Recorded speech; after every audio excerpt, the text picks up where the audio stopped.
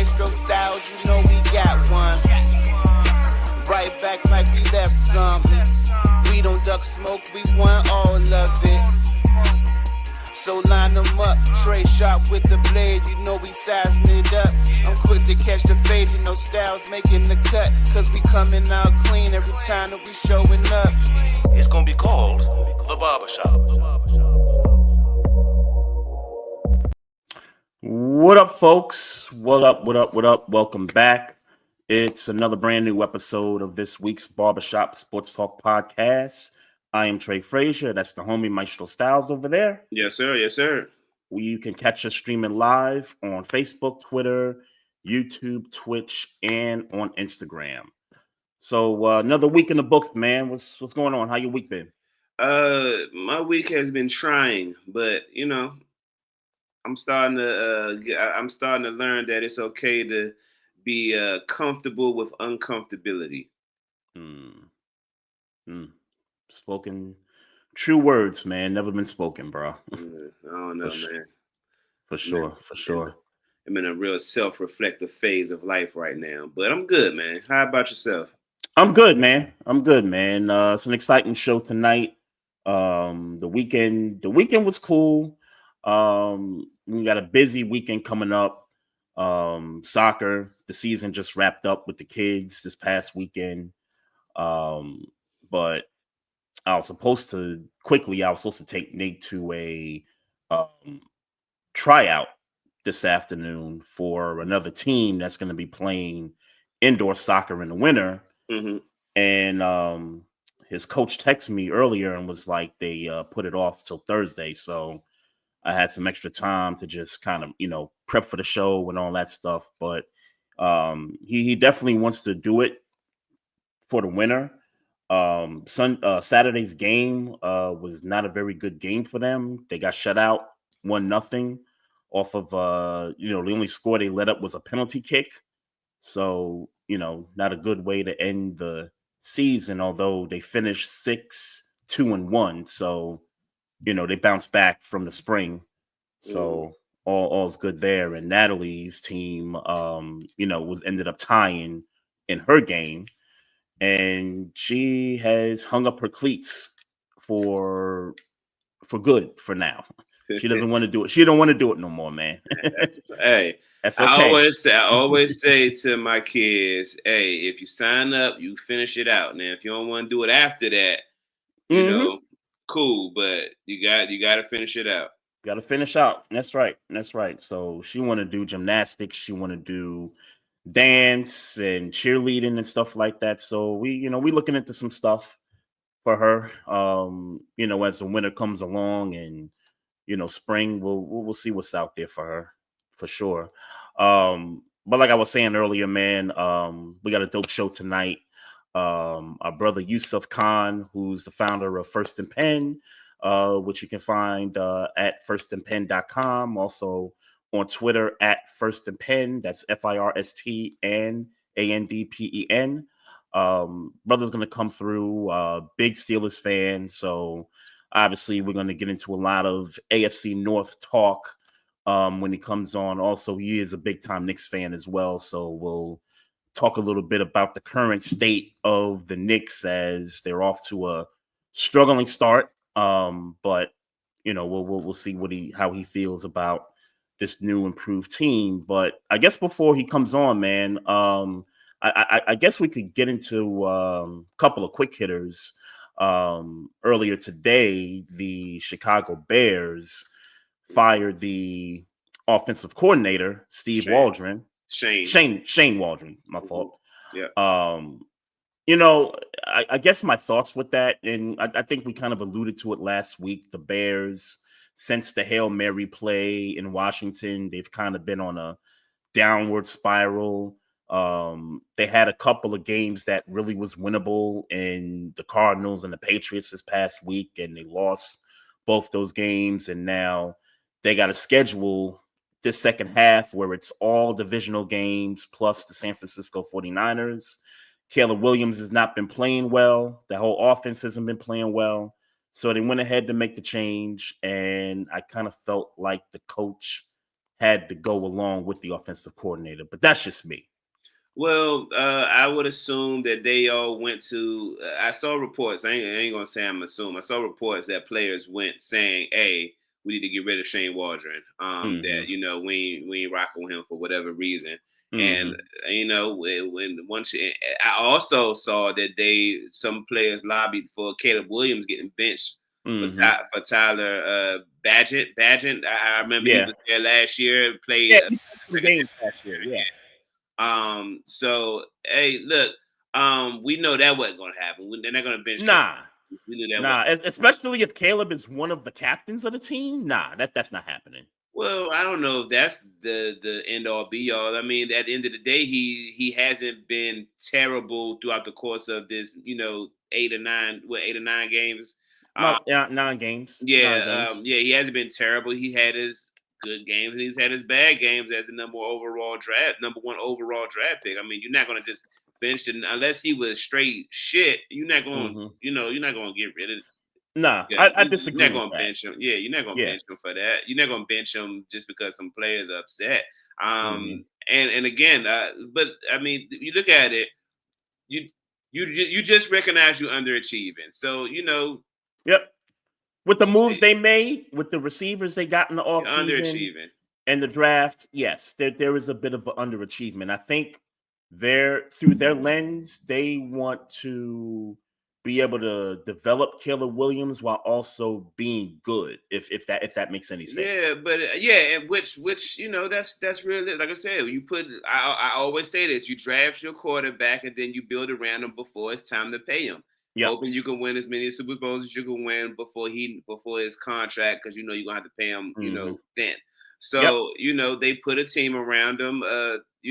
For all intents and purposes, it's a good team on paper, and they're just not delivering the goods, quote unquote. And like you said, it's not like we was talking about this being only a 2-loss team before they lost to the Commanders. So they was right there. They just They had to was get it. 4-2, and Yeah, right before the Hail Mary, right. And we then they was hit a looking spat. at 5-2. They was looking at 5-2. Yeah, so they hit a little spat, and sure, maybe that game had something to do with it, or maybe I don't know, but they hit a spat, Yeah. and and I don't know. I don't personally know that Shane Waldron should have been fired. I don't watch enough Chicago Bears to see how the offense move. I just know Mhm. that they maybe shouldn't have.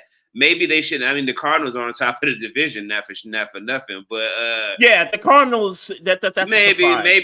That's maybe that's a toss up, but they definitely shouldn't have lost to the Patriots. So right. it's Definitely just not. Definitely not. So I mean, if that's your look, Slim in New Orleans just got fired for losing to a trash team himself last week. So it happens. Hmm. Yep. It happens. Nope. I guess the end all be all for franchises nowadays is you can't lose to the shit team. Or you're underperforming with expectations. And I think, and I don't know who made the call. Like I don't know if the coach made the call. I don't know if the GM made the call.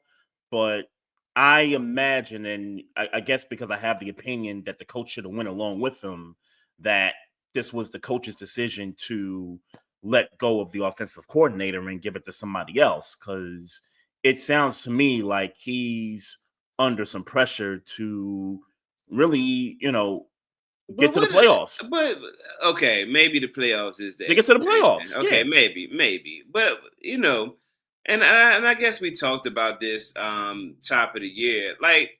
Yeah, you could see them maybe making the playoffs, but it's Hmm. like You predicted them being a wild card team. yeah, like you could and I wasn't even super confident when I said it. You know what I'm saying? So Hmm. it's like yeah, you could Yeah. see it, but Yeah. it's like on the off And the first. again, the moves they made. Again, The the moves they moves they made, the made. moves they made, sure. The moves they made. I would assume you would maybe want continuity, but maybe it's something indoors that Shane Waldron was fumbling, and that's why they fired him. Maybe, And that's but his first year too. Let's keep yeah, that in mind right, too. right. Yeah. So it just that doesn't make sense to me. So you have to be a really bad offensive coordinator to get fired mid-season in your first year.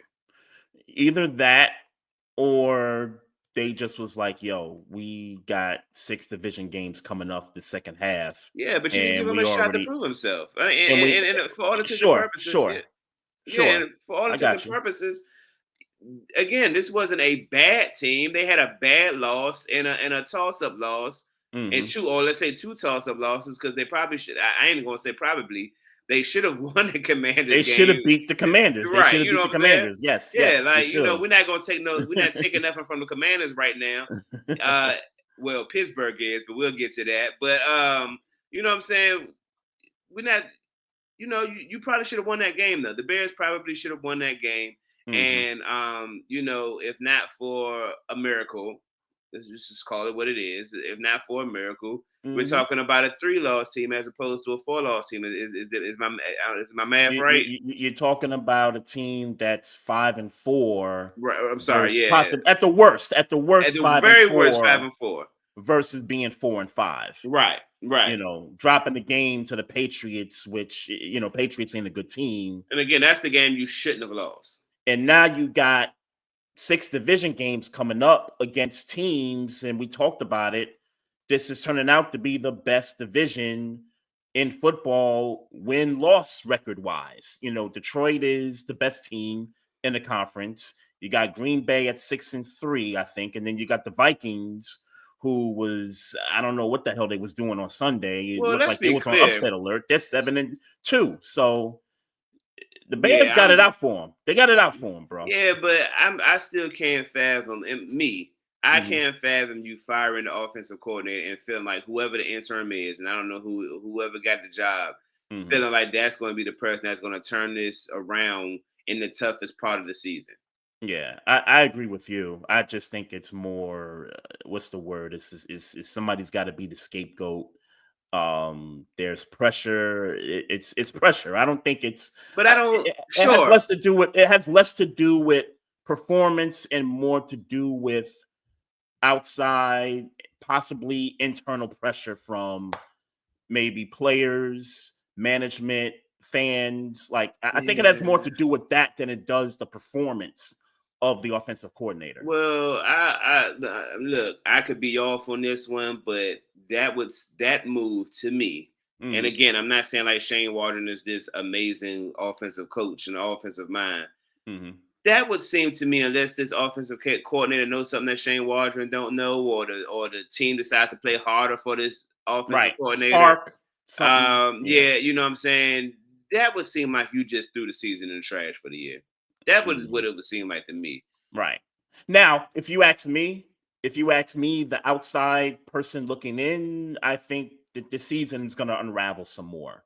Like I Yeah. don't think this is going to, and it's got nothing to do. I mean, they could perform better. They could offensively perform better, but when you got to play 6-3 Green Bay twice, when you got to play 7-2 Minnesota twice, when you got to play Detroit, who's 8-1 2 times, plus the Niners just got McCaffrey back. Yeah, the season's a wash. Let's just It's a call it what wrap, it is. man. Yeah, It's a it's a wrap. wash. It's a wash. It's a wrap. So that was just noise for me. I think that was just making headlines to do for what, like a spark. Okay. Good luck. Y'all still ain't going to the playoffs. Yeah. In my book, y'all wasn't going anyway, even before this whole situation. But now it's a wrap. Yeah, it's definitely a wrap. It's a wrap. What else you got? Definitely a wrap. I ain't got much, man. I know Tyson Fury at this type.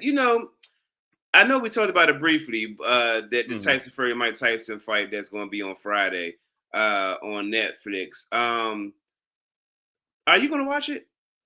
No, because my son's Really? birthday's Friday. Oh yeah, happy birthday, Nate Dogg. That's a fact. Yes, sir. Yeah.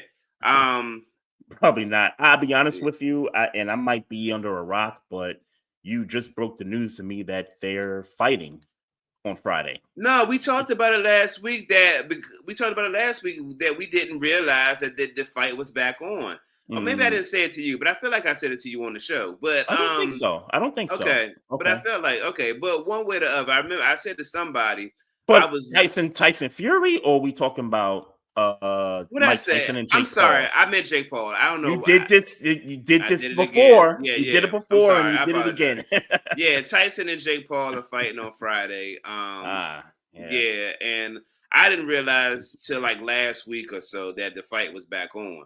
Mm. Last I had Right. heard, Right. he had the ulcer issues and the fight was postponed. But I had never, Hmm. up until 2 weeks ago, realized that it was going to be a fight.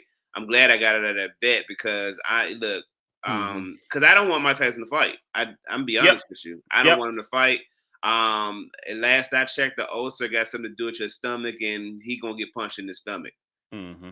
I, Mm. yeah, and he's not. What did I say before when we talked about this? The fans don't need it.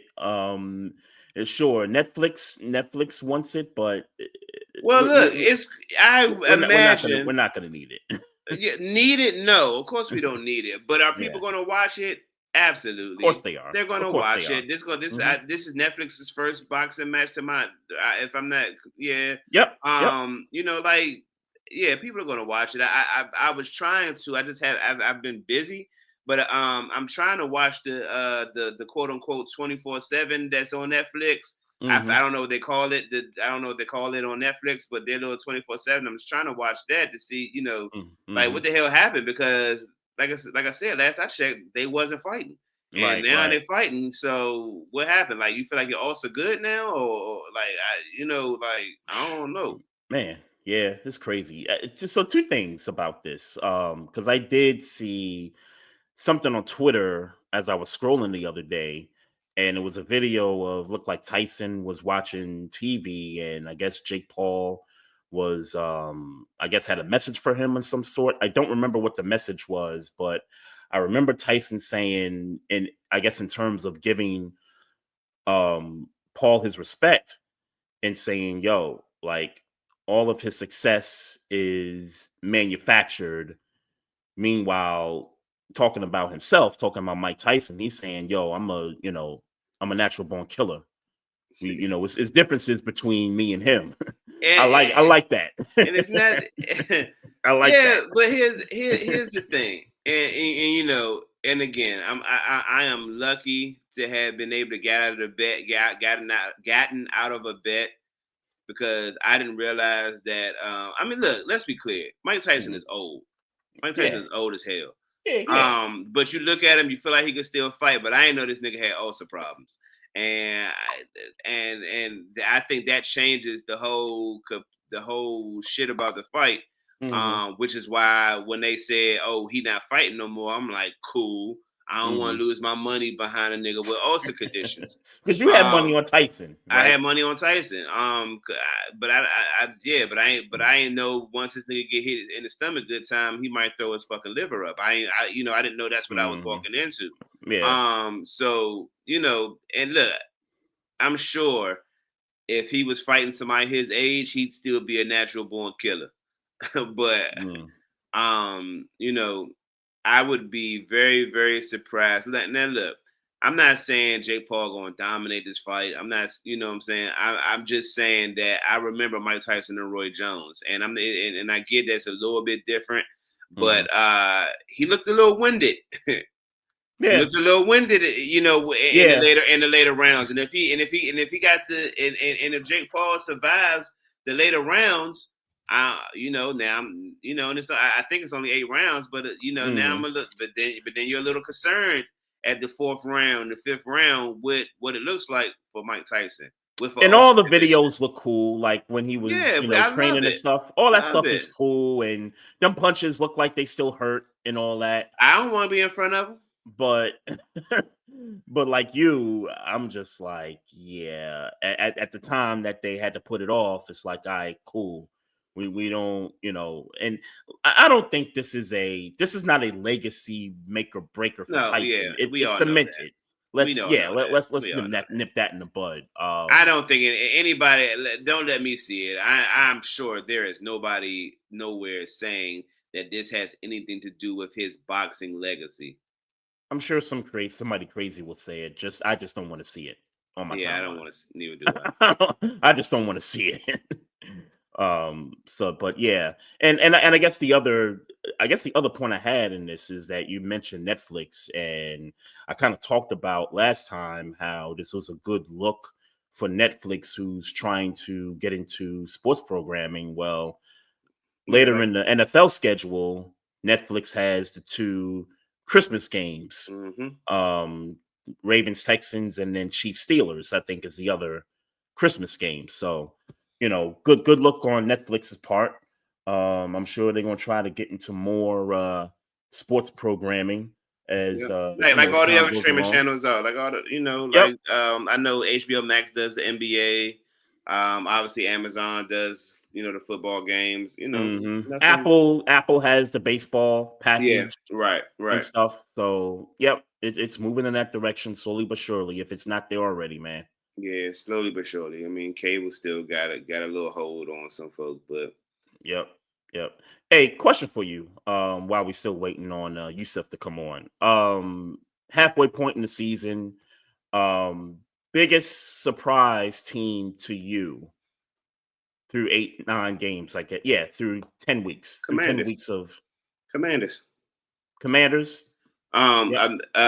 Commanders, Vikings, maybe, but I ain't gonna lie to you. I hate to be the one. I hmm think they're gonna take their slide back to normalcy soon.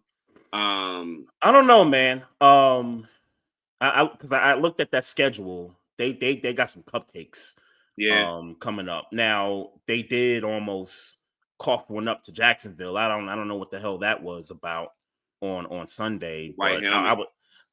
You said the white helmets. Yeah, I was asking somebody like, did I miss something? Because Mac Jones was in the game. Did yeah. Trevor Lawrence get hurt or something? I believe he's hurt. Yeah, but I definitely knew Mike Jones was playing though. Oh, okay. Okay. Yeah, I didn't I saw that and I was like, wait, y'all down 7-3 against Mac Jones? Like, Mhm. y'all better get it together before y'all start this slide. But I think they got the Titans coming up next week. Mhm. And then they got a few more of those I think they got a couple more cupcakes, and then they obviously still got some games against Detroit, Green Bay. They still got division games. They haven't played the Bears yet. Actually, that's actually going to be one of the other cupcakes is playing the Bears twice. We'll see, if that whole thing shakes out. But I don't know that Minnesota takes that slide. I think they can win. They can win 10 games. They're 7-2 right now. I think they could get to 10. That should be enough to get them in a playoff spot. Mm. But Yeah, yeah, go ahead. definitely. Yeah, I was gonna say definitely for me the Commanders. Look, and you can say what you want about the defense, because the defense ain't top notch. But Dante Fowler's playing ball, Frank Luvu's playing ball. Mhm. You know what I'm saying? They got some pieces now. Obviously, that secondary, like we knew at the beginning of the year, is Yep. doing what we knew that secondary was And they going made to the do. trade, and I was kind of disappointed that Marshawn didn't get a chance to play on Sunday. I don't know what that was about. Maybe a physical or Yeah. or something. But they could have used him Sunday for sure. Yeah, they could have used them. But shout out to them. I think they say he's gonna play on Thursday. So hmm shout out to Marshawn Lattimore. They gonna need him on Thursday too, because Yeah, for sure, for say what sure. you want. It's funny because and I won't go too much into the game and whatever, but I was hmm coming in Monday, to gloat a little bit. And I don't, Yeah. and I ain't do too much, but I did a little bit of gloating. I went in there to gloat, and people seem like we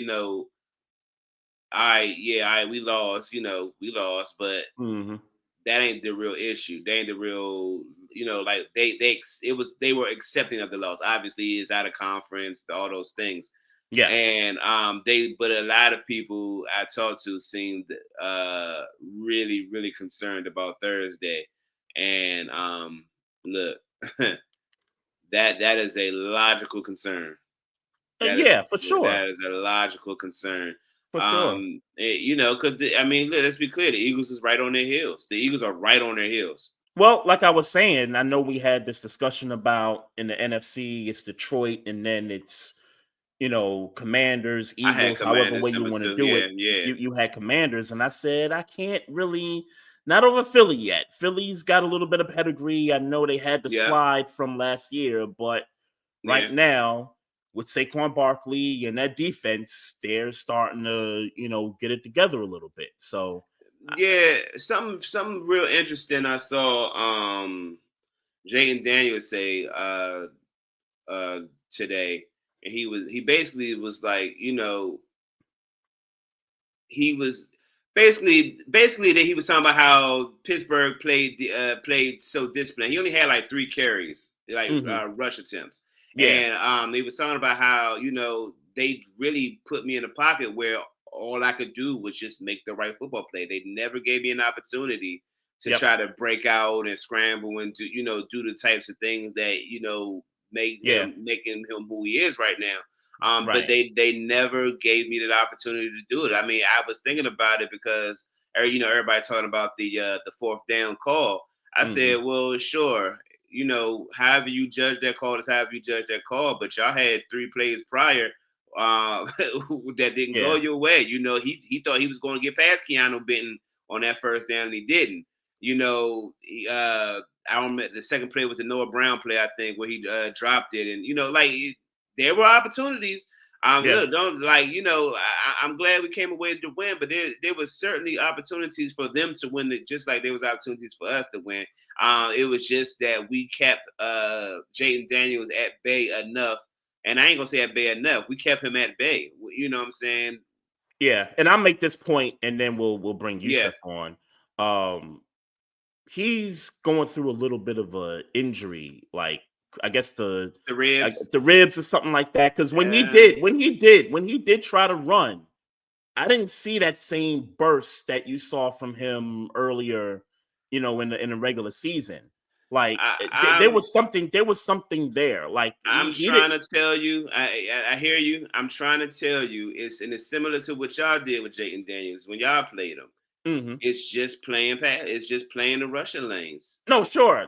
Everything you said is correct. Yeah. I'm just saying, because you did limit him to the opportunities. Yeah. I'm just saying the opportunities that he did take, I think to me, in my opinion, I didn't see that burst that you saw prior to the rib injury. And I think the rib injury, played a part in him not having that speed that he had, once before. That's just my opinion. That's just what I saw. I mean, you only saw it in 3 attempts. That's for sure. Right.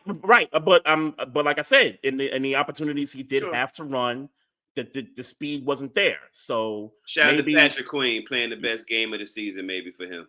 Maybe if he's not hurt, maybe that becomes a different thing. So let's bring the homie back in here, Yussuf Khan. Yes, sir. Founder of First and Pen, which you can find on Twitter at First and Pen, also firstandpen.com. Also was in town in Baltimore this weekend for the Get in the Game conference, which, man, I wish I had time to get there. But my fault, bro. It was one of them weekends, man. It is all good. It is all good. So, Maestro, I just had to say hello to you. Yes, sir. Yes, today. sir. I have to make sure you're okay. Yes, sir. And look, we ain't worried about Sunday neither. Okay. If you're gonna get straight to it, we ain't worried about Sunday neither. See, okay. I remember. I ain't worrying about Sunday. Well, last time somebody had all purple when I first came on the show, so I said no. This time I'm gonna have to do a little something. Yes, come armed and strapped up. Come armed up. Come armed up, Yussuf. I had to make sure I had to, strap up. Got the lights in the back, and I see, and all that. Just had to make sure. That's a lot of purple. That is a lot of purple. Yes, sir. Yes, sir. It's all good. How you guys doing? I'm good, man. We good over here, man. We try and get like you, man. We try and get like you. Oh man, well then you're gonna get old real quick. So, especially after this weekend, we had. What a weekend, man! The event was incredible. Baltimore, as always, even though we have a rivalry, but the city treats us with a lot of love. The event was great. A lot of students came out. Had about, I think we ended up with 170 students, which was an increase. We had a lot more sponsors, a lot more interaction. We did some really, really cool things this year that I was really proud of. Staff was great. everybody was just great, and we love Baltimore, so we're gonna be back next year. And not to get too deep into the conference, but I saw that you were headlining several of the sessions. But Mhm. to you, which one from the weekend that you felt more passionate about? To be honest, the ones that I moderated, I have spent my career in. So we did one on media production and programming, health, fitness, and nutrition, and then college athletics administration. I'll tell you, all three had excellent conversation. We had great discussions. A lot of great points came out. Really excited that we had such great panelists. For example, we had Dante Abercrombie, who is the head coach of Tennessee State men's ice hockey, which is the first HBCU ice hockey program. He came out. And then we had Tiffany D. Tucker, who is the athletic director of local UMBC down there in Baltimore. Nice. And then we flew in pro bodybuilder, first Black Miss Figure Olympia, two-time winner, Latoya Watts. She came in. So we had people from all over, and they really connected on the panels.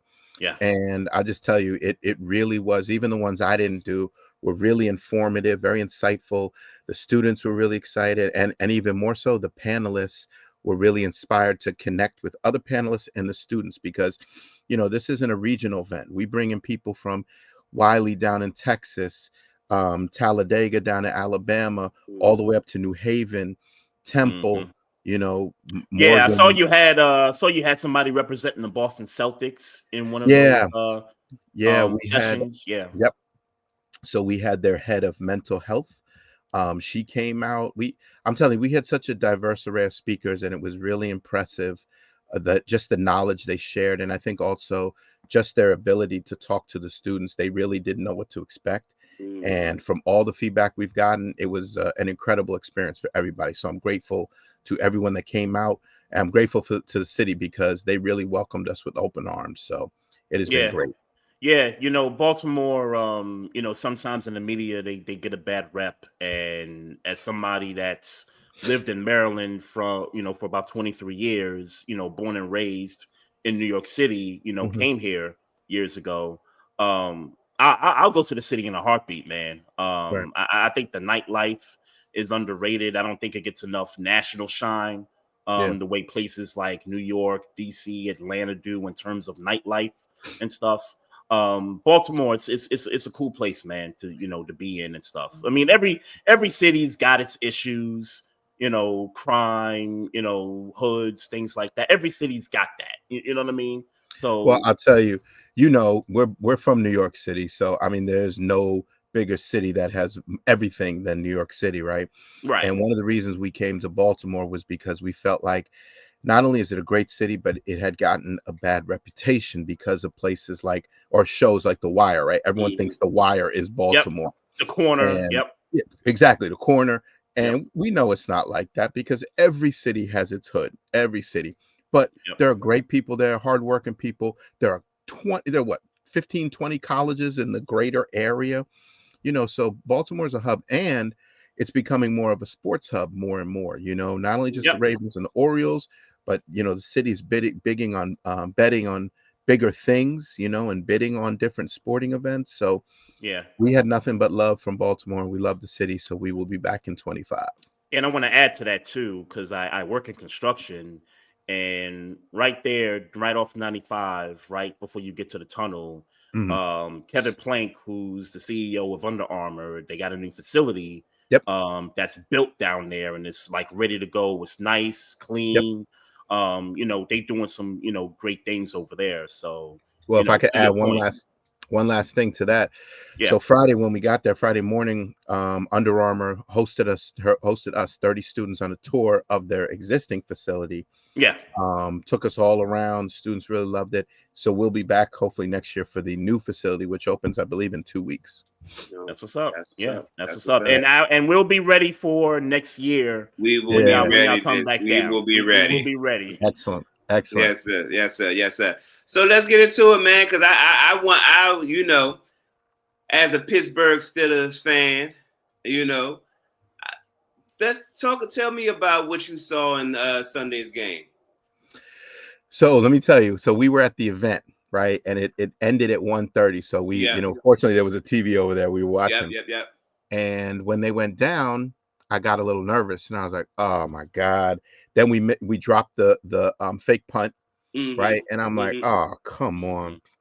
Last year, I don't think we would have made the comeback that we did on Sunday. I don't think we had the belief in ourselves. We didn't have the leader under center, and we didn't have the right tools in place. This year, you could see, even though they went down, they were like, "It's okay. We're gonna come back." And all it took was Russ to hit just a few passes, the run game. Even when Jalen Warren fumbled, right on the goal line, I'm like, they were still okay. And it's funny. I was listening to I think it was Colin Cowherd today was talking about it. And, he was a Steeler hater for a long time. And he's finally giving him props. And he said, even though they fumbled, they dropped a fake punt, they were dominating that game. And it's not like they weren't. They were really dominating that game. And this year, I just felt comfortable that, they're going to come back. And when they came down to the, to the final play, and after, what's his name? Then Mike Williams caught Mike Williams. After Mike Williams caught the touchdown, I was like, we can win this game. We're going to hold them out. And then they stopped Zach Ertz. So, I think it's just an evolution of this team, right? And I really love the fact that Omar Khan, I think people haven't given Omar enough props for this. Kevin Colbert was used to drafting a certain way, and it worked. Your cousin? Huh? He your cousin? I wish. I'd have been at the game. You crazy? Right. I'm gonna take credit for it, though. I'm gonna take credit for it for the Khan name. But ever since his drafts have come in, he's focused on the line. He's gotten great, free agent pickups, very cheap ones too. Very cheap. We're not paying for Russell, right? For 2 years. These are phenomenal. And if you look at the cap next year, we got a ton of money available.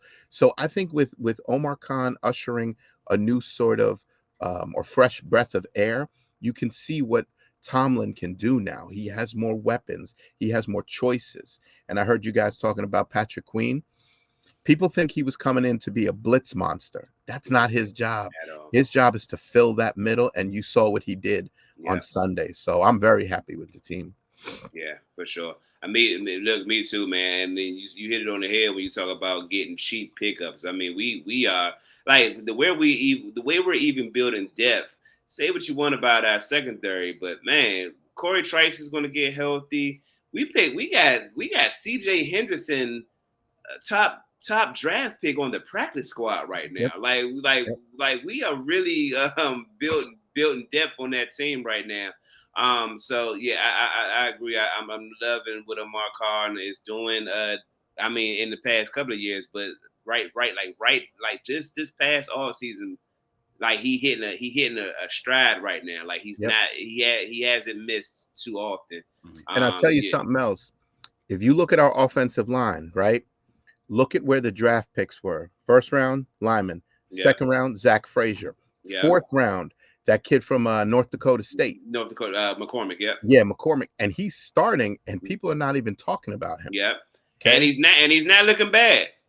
He looks good. He's not looking bad. He looks good. So, we have solidified our offensive line. I think Broderick is starting to get healthy and playing better. This weekend, I don't think he allowed a sack. If I record that properly, and I don't think I think he actually didn't have a penalty. It's like he still played, but certainly better than he's played in the past 2 or 3 weeks. Yeah, I think if he can finally make that transition over to left tackle, and they get everyone healthy again. Yeah, I think they're in great shape. And I tell you, I was a big fan of Zach Frazier at West Virginia. I thought he was so key when we got him, because if you look at our dominant teams, what have we had?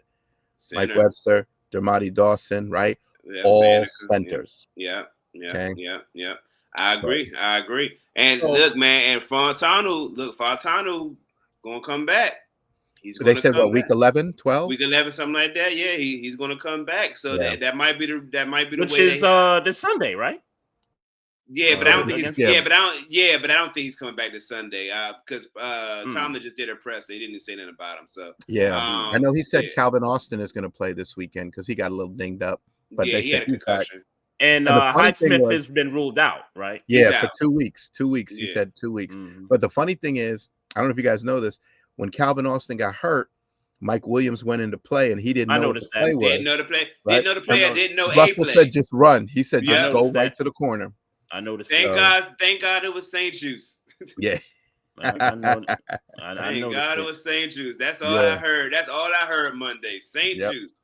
Yep. Saint Juice. Mm-hmm. So Marshawn Yussuf, Lattimore gonna get him on the bench. Yes, so sir. Yussuf, I got an opinion about the Zach Ertz play. And look, I was rooting for the Commanders hard, but obviously after the game, now you got Commanders fans crashing out over the final play Mhm. here. So in my opinion, that play was so close that if they called it the other way, it wouldn't have been overturned. Like, I think either way, it wouldn't have been overturned. Yeah. Look, I don't want. I won't. I'll be objective since we got the win. They made the wrong call. He got the first down. You think so? You think so. you think he got it? I think he got it. Here's the problem, Maestro, because Yeah. we saw it live, and then we Mhm. saw the replays, Yeah. and when you see it in the replay, right? The hardest thing to judge is when does he get touched versus where the ball is. Where the ball is. Yeah. Yeah. And I mean, it was like this, right? Mhm. And now here's the crazy thing: you can't claim home field advantage, right? Because it was not in Pittsburgh, Right. so there's no home field advantage. I just think it was one of those plays, like you said, it could have gone either way, Mm-hmm. and it Yeah. happened not to go that way. If However, they ruled it a first down, I think after the they wouldn't have review, they would have overturned. been like, "Hey, We let's keep it can't- going." yeah. Yeah. But look, you still had a chance to stop it on fourth down. All you had to do was stay on sides, Yeah. right? And they got the rookie to jump. Yeah. So, And I think it was just a great game. It was a great game. It was definitely a great game. Great It was game. definitely a great game. Well, it's like I Sure. told all my Commanders fans, all the text messages I got, I said, well, stop leaving it up to the referee to make a call. Exactly. Yeah. Yeah. They had the Yep. chances. I mean, Yeah. the one play I could think of with the Commanders, I forget who they had down the field in stride, and he just missed them. Because if you would have hit him, that would have been to the house. I forget who that was, Maestro. Yeah. I don't know on top of my head. I don't remember what you're talking about. Y'all left him. Y'all left him wide open, like, Mhm. and he Daniels just overthrew him. Mm. It was going from left to right. I don't remember who the player was. I don't remember neither. But yeah, that was an opportunity. Like we said, plenty of opportunities. I mean, we gave him short field 1, 2, or 3 times. Yep. And I mean, look, and they gave it to us back a couple times too. But a lot of mistakes a lot of mistakes was made. I chalk that game up to Pittsburgh being the older and more experienced team. That's it, and that's really that's it, and that's all. Yep. That's it, and that's all. And I mean, all the way down to the pivotal. Johnny Newton jumping off sides. That's experience. That's experience. No matter how many times whoever the defensive player was telling their defensive lineman, don't move. Mm-hmm. He still moved. You know what I'm saying? That's mental. That's mental. Yep. But I will say this: that was a hard count by Russ. That was a hard count. I watched the replay in slow mo, and you as a quarterback, you can't move your body. Right. But if you looked at the way Russ hit that hut, his whole head shook. Yeah. And I'm sure that kid just was like, "I'm gonna get him." Yeah, because he was ready to get him. Woo. Yeah, he was ready to get him. Yeah, I was ready to jump. Yeah, they didn't want to. Because look, man, they say Tomlin says you'll never know. Another player says we didn't have a play called. Right. you know what I'm saying. I'll be honest with you. I don't think they had a play called. I don't think they had a play called at all. But they was in short enough. It was short enough distance to try a quarterback sneak. So it's like I get why he would want to jump, but right. But if you're the defense, you want Pittsburgh to beat you by them calling a play instead of you making that mistake. Right. Like you said, like I said, young team, they'll learn, they'll grow from it. They seem like they got the right culture now in Washington. So we'll see them again in 4 years, but they got a tough game. They're they have a good nucleus. Yeah. And I think if they can add some people in the draft this year, maybe a few pickups here and there, I mean, look, they're challenging for the NFC East right now, Right right? now. Yeah. Because right now it's just come down to Philly and Washington, and if I'm correct, they played this weekend, right? Yep. They Yep, play Thursday night. Thursday So night. this Yep. is a big game. They could show up, and Yeah. if they Part beat one. Philly, if they beat Philly, they could get, another step towards that NFC East crown because Dallas and the Giants are not doing anything. So Yeah. Yeah. Yeah. Yeah. Yeah. Now you forget about that with them, but with the yeah, Commanders and just kind of looking at some of the games they played, they are 7-0 versus the teams that are below 500, and they're 0-3 now with the teams that they've played right. above 500. So there is somewhat of a trend there, but Yeah. um uh, I think the thing you hope with the Commanders is that the quarterback gets healthier, because I Right. don't think he definitely wasn't 100%. He wasn't He's not 100%. He's not 100%. So that's not what I'm saying. I'm not sitting here debating with you that he's 100%. I know he's not 100%. Right. But I think you just got to give credit because here's another trend. When he plays against good defenses, elite defenses, Yes. Yeah, he no question. struggles. No So yes, question. you could say he didn't look the same when he tried to run 3 times. But Both can be true. Both can be true. Yeah. Sure, both could be true. But we wasn't saying he was not healthy against the Giants. Right. No, and nor was I trying to say if he was healthy that might have been the difference in the game. I'm not saying that. I'm just saying that when I watched him actually try to take off, you didn't see that same burst that you did when he was playing the likes of Cincinnati. And I know it's a different team. I know it's a bad defense in Cincinnati. Yeah, man. But you saw the speed. You saw how fast he can get. No, he is. You didn't see that against Pittsburgh's defense. Yeah, when he had opportunities to run. But it's hard to be fast. You can't run. Like, you can be fast no matter how fast you are, unless you're the Flash. You can't run through a wall. You know what I'm saying? Like, sure. So it's like I hear you, but it's like and again, when the quarterback who you're referring to is telling you, hey man, they had the wall up, man, I ain't know what to do. I couldn't do nothing. Sure. Yeah. So it's like sure. Well, Maestro, I'll tell you this. One, we're week 11?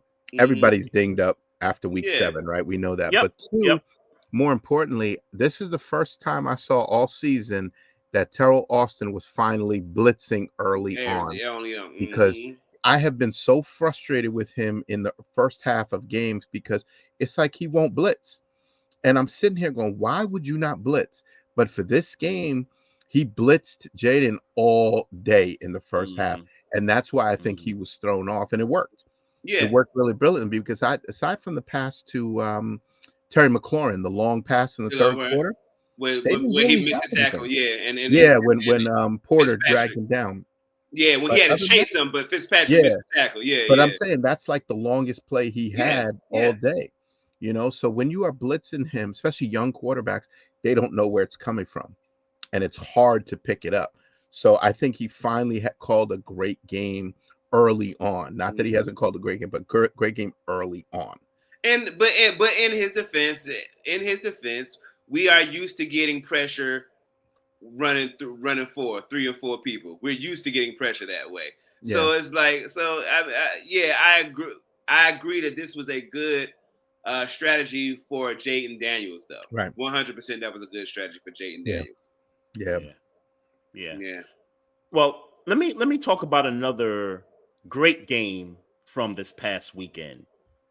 And it was these boys going up against the Cincinnati Bengals, going up against another, great quarterback in Joe Burrow. I mean, if you look at those two games, Baltimore, Cincinnati, the one from earlier in the year, I mean, you're talking about 12, 13 touchdowns, between the two of them, in both games. And it just so happens to be 4 points.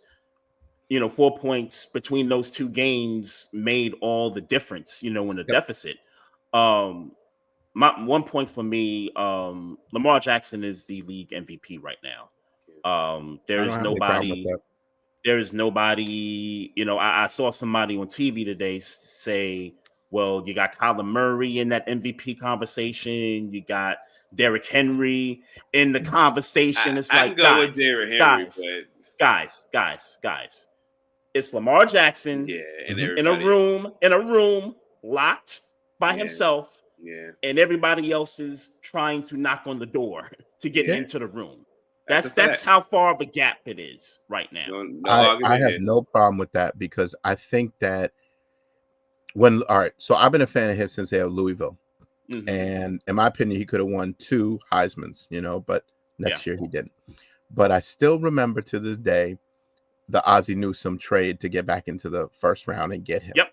Mhm. And I'm telling you, I knew right there, this kid is going to light it up. May not be year 1, but the NFL has no clue what he's going to bring. Mhm. And, finally, I forgot who was the quarterback at the time. And when he got injured and then Lamar came Flacco. in, Mhm. Flacco, right? It was Flacco. Mhm. So you look at how he's progressed. Remember, in the beginning, it was just run. They started to develop the passing game. Year 2, he wins the MVP, right? Passing. Now this guy is not only passing, but he's making the key plays in key situations. So when I'll tell you, I'm laughing because when we pulled into Baltimore, we came in Thursday night, and Jamar Chase was Tearing. He was tearing us up. alive. He was tearing us up. That I'm like, boy. my God, That he's boy eating is you a- alive. I'm He like, was why tearing didn't us you? I up. would have thrown everybody at him. Everybody, even the coach. I would have said, yo, just run out there and go hit him, do something. But when they got the ball back, I'm like, you know what? Lamar's okay. He's going to be all right. Yep. And sure enough, maybe in the past, he might have made a bad throw or so. This year, he has been spot on making the key plays in the key moments. And in my opinion, that's what can get him over finally. If they get there, the Chiefs. That can get him over the Chiefs finally. Yeah, it's the situational football for me this year is watching him watching him in those moments where the team is down. And obviously this is a different year for the Ravens, on the defensive side, because we're at the bottom. We're at the bottom in, total defense right now. I mean, we're giving up a lot of plays, as you saw, Jamar Chase carve us up for 264 and 3 touchdowns, He has almost 500 yards against you in 2 games this year. Yeah, right. So he's no joke. So this is a totally different year where the defense, which has been the Ravens' bread and butter since its existence, for once it's been, it's been a bad defense. I'm gonna just call it what it is. It's a badly. Let me not say the players are bad. I would just say it's a badly. Man, it's a bad defense, bro. Like, sure, Zach Orr got something to do with it, but it's a bad defense, bro. It's a badly coached defense. I don't think the players they was there last year. Most of the players are there last year. What you telling me, Patrick Queen is the difference? Like, no. I'm saying that it's a collection. So sure, Zach Orr fair. is not. Fair. Yeah, so like people could be bad for a week or a year and then come back the next year and be good again. But right now, the Baltimore Ravens are a bad defense. So that's okay. That's not an indictment on them personally. Fair. This is just an anomaly. Sure. Defensively, this has just been an anomaly year for them. And if I can add something real quick, this is what's really interesting. When I played in college, the easier thing to build is defense, right? You usually start with defense and you build it because it's a lot easier. I have not seen anything like this where a defensive-minded team has almost like just imploded on defense and offense has just taken over. I don't know if it's because they now have Derrick Henry to take a little pressure. I don't know what it is, but I think it's just overall, I mean, like you said, 32nd in passing yards allowed, lower level in rushing yard, like total. So it's really become a problem. But fortunately, you guys have Lamar leading you out of that. Because I don't think last year he would have been able to do this if he was in the same situation. That's been the knock on Lamar early in his career, was that if you get this team down, they don't have the ability to come back. Now we're seeing this year that when the team is down 2 touchdowns in the third quarter, he can throw you back into the ball game. And look, for as bad as the defense has been, we've had like every game there's been like a key defensive moment, and Marlon Humphrey once again provided that moment. We had the interception in the first Cincinnati game, And then, this past Thursday, he, gets the strip on Chase Brown. Yeah. To flip that game to kind of make it go our way. So, Yeah. But again, But they should have went to overtime. No, I honestly, I knew they were going to go for 2. I knew they were going to go for 2. I think they should have went for. Maestro, here's where they messed up, though. That play call was horrendous. Okay, because we were watching on TV, like we hadn't even unpacked our bags. We were like, "Yo, let's watch this game. This is crazy." Yep. And you remember before they called the timeout, if you were watching the game live, I think it was Kirk Herbstreit. I think it was talking about. Yeah. They had motioned away from Jamar Chase, so now he was 1-on-1. Yeah, and then he had Stevens on him. He called timeout. And I'm like, oh my God, you had the perfect play. It was isolation. And he was dogging Stevens the whole game. So I'm like, why would you call a timeout? And then when they came back out of the timeout, they didn't even look at him. And I think that was the mistake, with not going for 2 with that play. They should have, they should have threw it to Chase. Even if he was covered, they should have threw it to him. He just caught over 2 people. Why would you not go back to him? And I don't think what's his name, Jaceki, that wasn't a real hold. Yeah, he got hit or whatever, but I don't think it was a major hold. But I do think the face mask on Burrow did not get called. That the blow. It didn't get called. You gotta get that call in. Yeah, referees suck in general, man. This year. I don't know I feel like we complain about them every year, but this year it feels like a little bit more. They've been on their bullshit. In y'all's game, in the Commander Steelers, the refs in general sucked the whole game, man. They missed what's the play? They damn sure missed the safety where Jaden Daniels was in there in the end zone and TJ Watt was getting held. They damn sure missed that. That was blatant. And the worst part is the ref was staring right at him. Looking at him. And Watt was like, what else you want me to do? Yeah. And on the sideline, maybe it wasn't in the field of play, but one of the Commanders players pushed one of the Steelers players, and I was like, oh, they're going to flag that. And they didn't flag it. Oh, I didn't see that. Jeremy Bates allegedly spit in somebody's face. I know him and Patrick Queen got into it. Allegedly. Allegedly. I definitely saw him take off his helmet and spit on the ground. Right. But a rumor has it that he spit in somebody's face when he took their helmet off, and that didn't get called. So I don't know, man. And nor did a face get punched. Look, I mean, I hate when they slow down the game with calls. But listen, if you're calling everything for quarterbacks, you cannot afford to miss that face mask at the end of the game. Yep. And I don't know how you missed that. And I'm not saying it would have changed it, but I'm like, if you've been calling that the whole time, the whole season, then you got to call it. You got to call it. They definitely called one on Zay Flowers. Yeah, exactly. It's Joe Burrow. Like, how do you miss that? Yeah, that's Joe Burrow. You ain't hit Will Levis. You hit Joe Burrow. Like, you got to call that.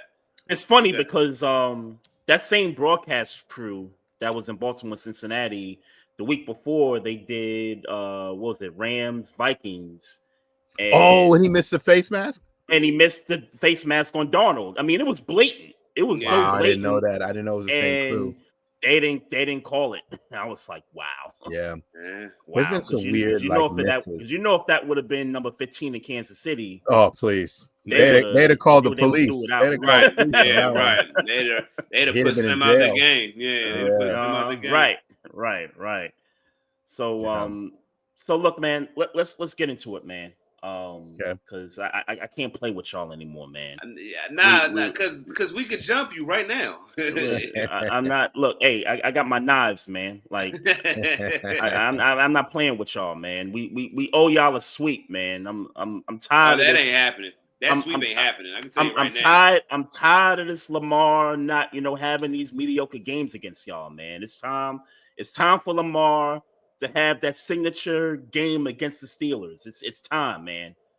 You think it's this week? It's time. No, I'll tell you, man. Well, first of all, I'm like, damn, Highsmith went out for 2 weeks. I wish he was back, but I heard Herbick is coming back, so I think that should be good. And you got Preston Smith. Preston Smith is going to play the run. He plays the run better than Nick Herbick. I can tell you that right now. Yeah, he plays the run better. But I, just having all that depth, I think Yeah. would be so good. Especially, when you have Highsmith in there, it frees up Watt so much, Mm-hmm. But I tell you, I think it's gonna be a great game. I know it's been 3 straight, 7 of 10. Pittsburgh has beat Baltimore. And the funny thing is, all close, Yeah. right? Yeah. Even a couple in overtime. As usual. Yeah. And to me, I'm like, forget about the Eagles in Washington, right? This is the game of the year so far, in my opinion. Forget Kansas City and Buffalo. Forget that. Yeah, it's because it's not the game of the year. This is for the AFC lead. So how could you even worry about Buffalo, Kansas City, right? That doesn't happen till later on in the year. Right. This is the game. And I think that being in Pittsburgh, and then Pittsburgh goes basically all AFC North after this, with one exception. I think the Eagles is the only exception. Eagles, and then Kansas City is in there Kansas too. City on Christmas. But basically, their next games are all AFC North. Yeah. And so in my opinion, I think the networks, first of all, I think the networks are stupid for not flexing their game in Baltimore at the end of the season. Like, that's crazy to me. Why are you keeping the Jets on national TV at this point? But I think it's gonna be a great game. I think it's gonna be another hard-hitting game. I think it's gonna be, down to the wire type of game again. But Maestro, we already know what's gonna happen. We know what's gonna We happen. know what's gonna happen. Oh, y'all gonna Let me- lose? Y'all gonna 27. lose? Oh, okay. 27, Because 24. Thank you, the Killer B, Chris Boswell. Chris Boswell. Hey, look, because I'm gonna tell you, man, Patrick Queen is going to be real interesting in this game.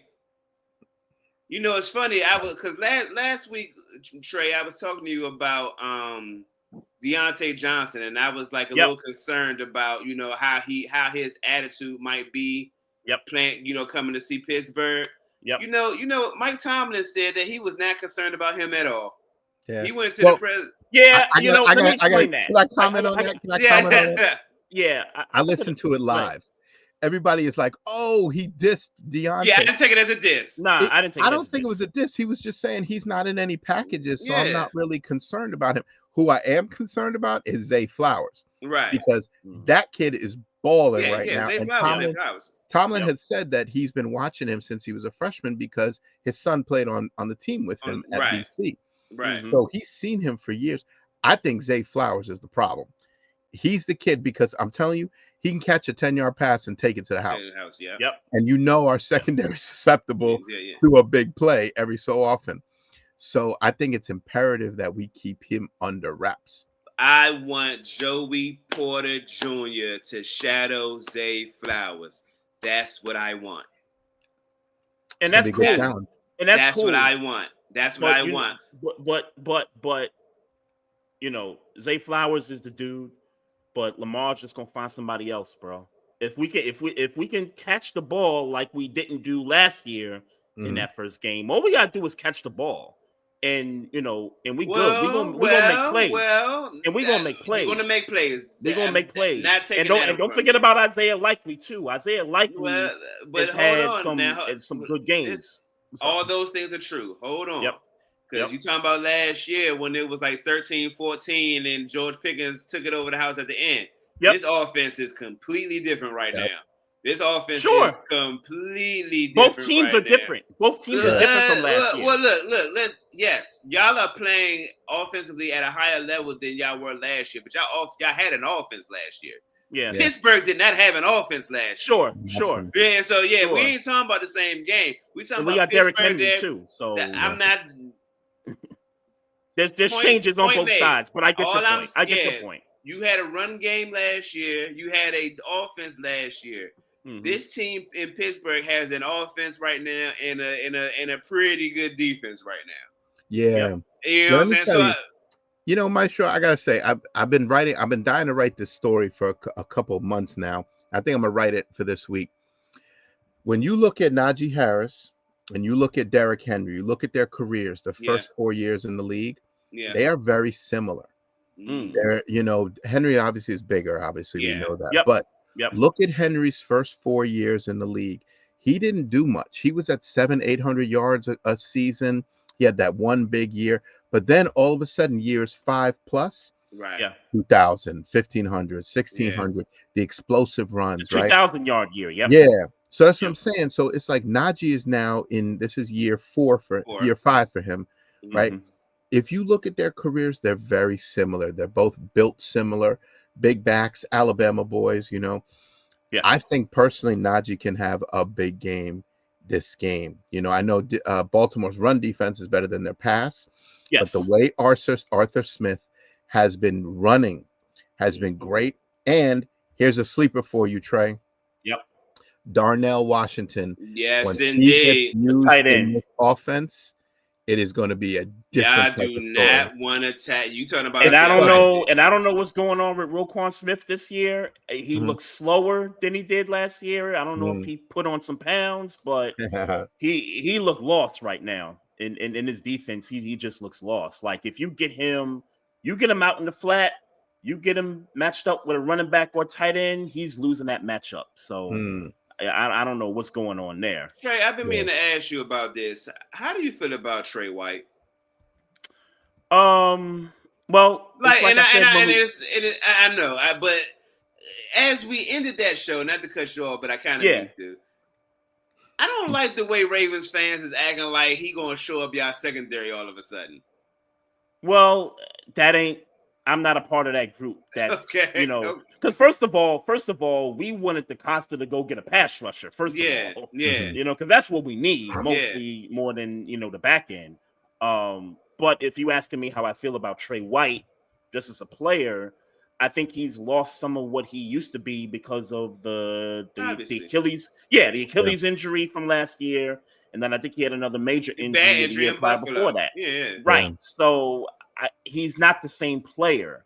I expect to see him a lot less in this defense. If I have to see him a lot more, then that means we got issues on the back end.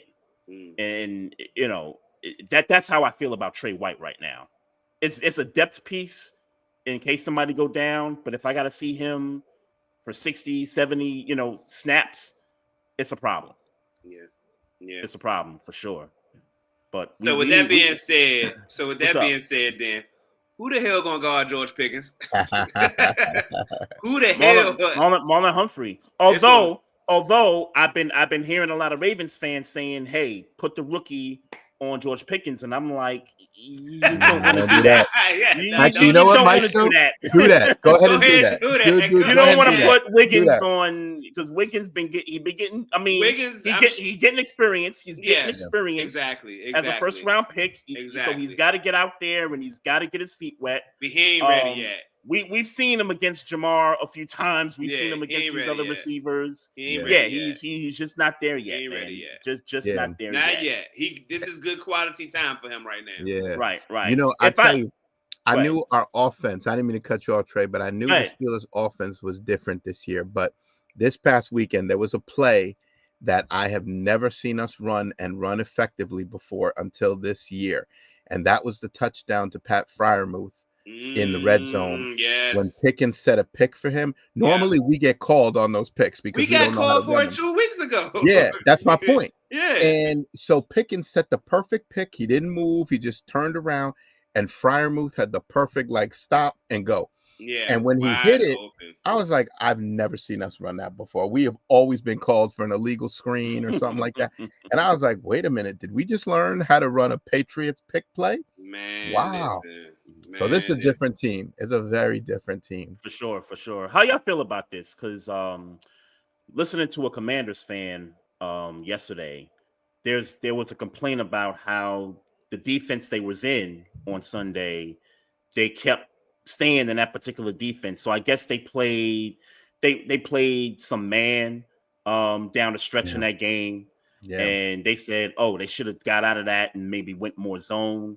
The Commanders should have went zone? Yeah, they were talking about on Get Up. Orlovsky was talking about this, how they went cover one deep and were allowing the moon balls. And I was getting frustrated after a while because I'm like, you keep saying that people are not going to do that, right? But guess what? We force you to do that now because we have a more well-rounded offense. Last year, we had nobody that could throw over 10 yards. Exactly. Right? Mm-hmm. This year, we got a guy who could throw 40, 50 yards. Justin Fields could throw it deep too, but it's not as accurate yet. Yeah. But with Russ there, go ahead. Play 3-2, play 2-3, play soft man, whatever. We have the ability to spread the field now. Yeah. So I don't think it's a matter of, oh, they played the wrong defense. I think it's just a matter of Pittsburgh was calling the right plays for those moments. Because think about it, Mike Williams was one-on-one. Yeah. Mhm. And think about why he was Personnel. one-on-one. And personnel too. Well, Exactly. to be clear, the safety, like he should have, he leaned towards George Pickens on that play. Yep.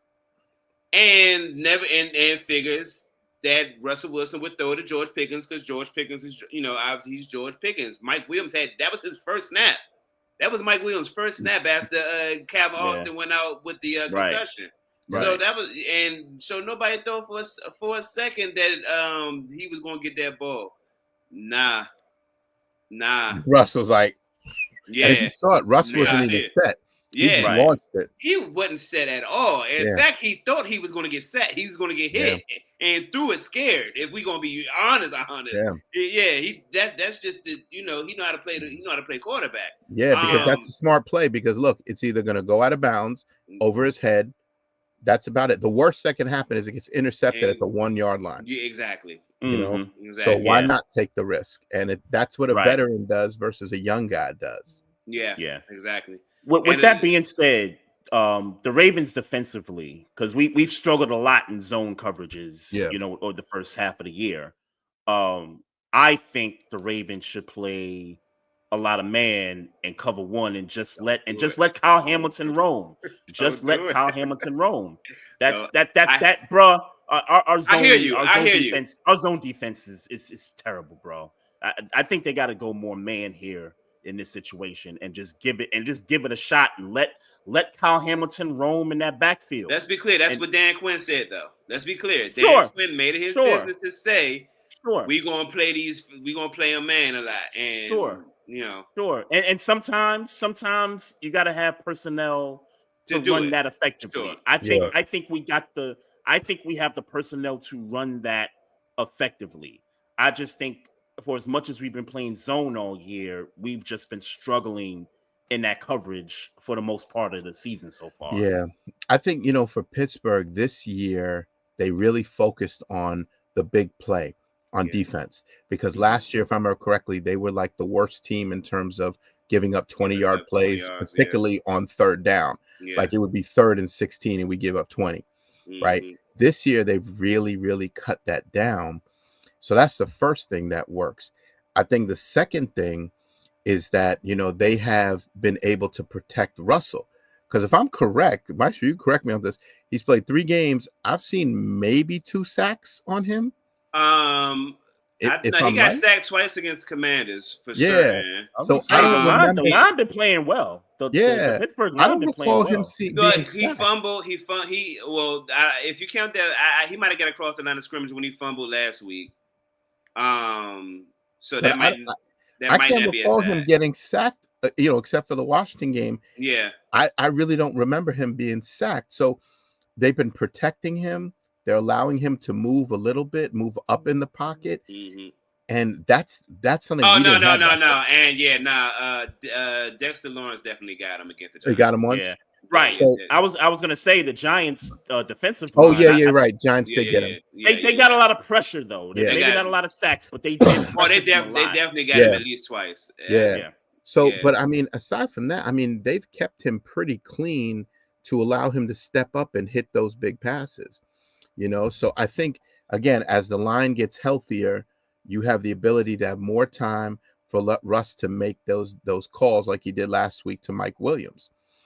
So it's hard. It's harder this year to play Pittsburgh than it was last year because they were so one-dimensional. Yeah, exactly. Like last year, you could have set 12 men in the box. You could have sent the coach in there. Yeah, right. And we couldn't have done a damn thing. Yeah. This year, you can't do that. So does this game go into the 30s on Sunday? No. I don't think so. I don't think any Steelers-Ravens game, with very few exceptions, right? They played 60 times.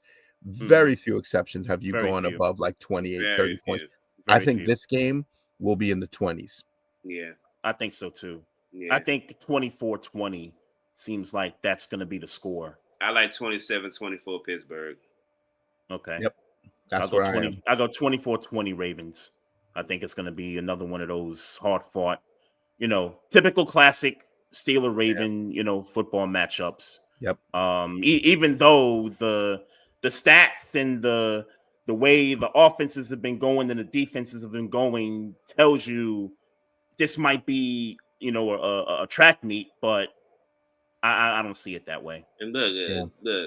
I'm not going. It's a division game, and the Ravens are the Ravens, so I'm gonna be respectful. But I will say this: I do think that there's going to be a phase of the game where Pittsburgh shows dominance. Mm-hmm. I think it will be on one of those drives, Maestro, where it's like, you remember how we used to go 3 and out, 4, 3 and out, right? Yeah. I think we're going to have one of those long sustained drives where it's like Najee, then it's like 5 yards from Fairmouth, and then Najee. And then, it's like that type of thing where you can keep the defense off the field so they can rest up a little. I think we're going to need one or two of those types of drives because they're going to be running. This is not like Lamar can't run anymore or Derrick Henry's not back there. Yeah. They're going to need some time to catch their breath. So I think we need like one or two of those really long 6-7 minute drives that ease up the clock. I agree. Keep Lamar on the sideline. And just in this game in particular, I'm way more concerned about Derrick Henry than I'm concerned about Lamar Jackson in this type of game. Yeah. But I tell you, we have the number, is it 1 or 2 rushing deep? Number 2 total yards allowed. In rushing yards, we are number 4 overall. So we've been much better this year at closing the gaps and preventing that, the breaking off tackle than we were last year. Last year we were horrendous at it. Yeah, and then it seems this year, it seems like we struggle with the shiftier, quicker backs. Derrick Henry is a bigger body. Like I watched us struggle. I mean, absolutely struggle with Tyrone Tracy a couple of weeks ago. But look at what we did to Austin Eckler last week. He scored 2 touchdowns because they were at the 5-yard line. But he only had 20-30 yards rushing. They might have had 60 yards total as a team Sunday. That's true. And they had that kid Nichols out there too. McNichols, McNichols, he's vet though. He's been in the game for a long time. That's true. That maybe Tyrone Tracy is really that good then, because he did that to the Commanders the week after too. No, he is good. He fumbled this past week. Good. I was gonna say they lost. I heard he was crying. I heard he was crying. He was really upset because they went all the way to Germany for him to fumble and they lost. First play of overtime. That's crazy. That's crazy. I thought he was gonna fire the coach after that. I ain't gonna front. I just don't get it. Like, it's like you can be a great offensive coach, and there's nothing wrong with being a great offensive coordinator. It does not mean that you are a head coach. Yeah. And they have been working with Daboll. He's going to help Daniel Jones. I'm like, all right, y'all made the playoffs 1 year, but that was what? Years ago. Right? Saquon Barkley is back. Thank you. But you seem to forget that, right? You forgot who was there with him. So if you can't help the team win, you're now in a position to have the number 1 overall pick this year because you lost to Carolina. Are you a good head coach versus a good offensive coordinator? I think personally, he's a great offensive coordinator. He's not a good head coach, and there's nothing wrong with that. Yeah, not everybody can be a good head coach. In his defense, they've had a couple GMs come through there. They have not put emphasis on building up the offensive line over the years. The Daniel offense, Jones the wide and some receivers, shit. Daniel Jones, the quarterback. And look, I'm gonna just say it. I'm gonna just say it. And Maestro, you know where I'm going with this. The ownership, and that's a storied franchise, 100 years of Giants football under that family. They never had a black quarterback, man. They had one. They had one. And that was Geno Smith. No. They had Taylor. Didn't they have Tyrod Taylor? Tyrod Taylor. Remember, he got hurt. Sure. But Tyrod Taylor was there. He was there too. But Geno Smith too, though. But Geno Smith was the first. But No, Tyrod Taylor was the first one to start a game for them, if I remember correctly. I think he was the first black quarterback. It was Geno, then it was Tyrod. I don't know. No, I think Tyrod was the first black quarterback to start for the Giants, because I think Geno came in during the game, but I think Tyrod was actually the first one to start. Geno they benched Eli. It was McAdoo. This McAdoo was the coach. Right. So that's what I'm saying. So Eli, he benched him, but I think not in the middle of a game though. It went in the middle of the game. This was during the week. I remember this because I remember we did something on it. I remember Tyrod Taylor. I'll look that up. I'm sorry, I might be wrong, but I remember this. They benched Eli because they made a whole big deal about his consecutive game streak. The Iron Man shit. And they was like, "Yo, we gonna go with Geno Smith to start the following game." So he was the first to do it. But my point is that if they get the one pick and Shador is right there, you think the Giants picking up Shador? I don't think so. No. That's an interesting thought. What about Slim in Miami? I don't think they picking him up either. Cam Ward? Yeah. I don't think they're getting them either. I don't know. It's interesting. They don't draft black quarterbacks, man. Like yeah, but they have to. It's interesting to me that Shador. I didn't think he was going to be this good. Yeah. I really did not, and he has proven me wrong. So I'm all about watching him play, and he can ball. He can really ball. Yeah. So I don't know. Cam Ward, I think, is good, but I think Shador is probably the better of the two, at least right now. Okay, that's fair. Yeah, that's fair. Yeah, I like Shador. I like him a lot better. Fair. But look, trust me, don't get me to talk. I ain't watching a whole bunch of college football. But there is a white guy. I'm forgetting what school he's from right now. That they talking about could be number one over Shador, and I'm missing his name right now.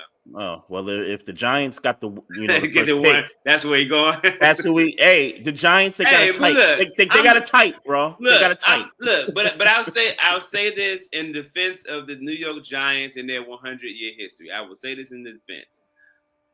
When did the black quarterback renaissance literally just started? You know what I'm saying? Like if you was winning games, I get it. Warren Moon, Randall Cunningham. I get that there has been good quarterbacks. Yeah, Cordell Stewart. Yeah. Well, you can't put Cordell Stewart in. I get he a pioneer in the game, but right. Warren Moon was one of them. I'm not gonna put Cordell Stewart and Warren Moon. Yeah, I got you. Yeah, I'm just saying in terms of who was at the time. Yeah, my point is that we're just now starting to get quarterbacks drafted. Running franchises. We're just starting to get that. Right. So we're at 50%. We're at 50% of the league black quarterbacks. In their defense, I'm not going to hang that over their head crazy. You know what I'm saying? They drafted Daniel Jones over, God bless his soul, Dwayne Haskins. You know what I'm saying? I'm not going to hang that over. I'm not going to hang that over his head. But they traded to get Daniel Jones. That's true too. They traded up to get him. Don't forget that. Just like Mitch Trubisky and the Bears, they traded up, and who did they pass? Yeah, they passed Patrick Mahomes. Yeah, that's true. And by the way, Tyrod Taylor was the first black quarterback to win a game for the Giants. That's what it was. Gotcha. Second black quarterback to start, first black quarterback to win a game. But yeah, you're right. I think this year we had 15, 16 black starting quarterbacks this year, which is the largest they've ever had. Yep. Right now, you've got black quarterbacks in a position. I wrote a story on it where, if Pittsburgh goes to the Super Bowl, it could be the first time that two black quarterbacks have been on the same team and win a Super Bowl. Yeah. Right. Backup and a starter. Yeah, because you got to look at some of the backups in this league too. Like Cleveland had their whole quarterback room is black. Baltimore had that too. Jameis. Yeah, we had it too. Yeah. Yep. Josh but they've never had. Because think about the black quarterbacks that won, right? Doug, obviously, his backup was ripping. Russ won it, but his backup was white. And then Patrick Mahomes, he's had white backups. So this could be the first time, if Pittsburgh makes the Super Bowl and wins, that you could have starting quarterback and a backup quarterback being black and win the Super Bowl. Which they won't, but I get your point. Chill. Yeah. Take it easy, bro. Because your defense is trash, so take it easy. Hey. Just gave you history. We got to go on the side of history. Yeah. Hey. And your defense is trash. So chill. Hey, our So if defense you're gonna keep that it is a a buck, fact. Our if defense you're is gonna keep it a trash. buck, your defense is trash. So Our look, defense is trash. so if we're talking, look, let me just go ahead and say it why we here on the topic. If you're talking about who got a better shot right now, if you're asking me for my money, I think Pittsburgh got a better shot than Baltimore to go to the Super Bowl. Yes, I can't argue that. Maestro, what wins championships? I can't argue it. I can't argue it. I can't argue it. And I said it to you in the off season when all these rumors was going around. I said, look, am I saying I necessarily want Russell Wilson? I'm not gonna lie. I wasn't like super excited about it. But I know that Russell Wilson gave Denver 26-8 last year. Mm-hmm. So if my defense plays a little bit up to snuff and he just don't fuck it up, we in good position. We in good position. So look, hey man. Hey, our defense will figure it out, man. We'll figure it out. I don't got no pass rush. Brandon, hey, say I know you like Brandon Stevens. Like I get it. Man. Yeah, he mid. I ain't bigging him up like that. He mid, but hey, we'll find a way, man. And Marlon Humphreys, we got to. God bless him. Quasi Hall of Fame cornerback maybe one day. Right now, nah.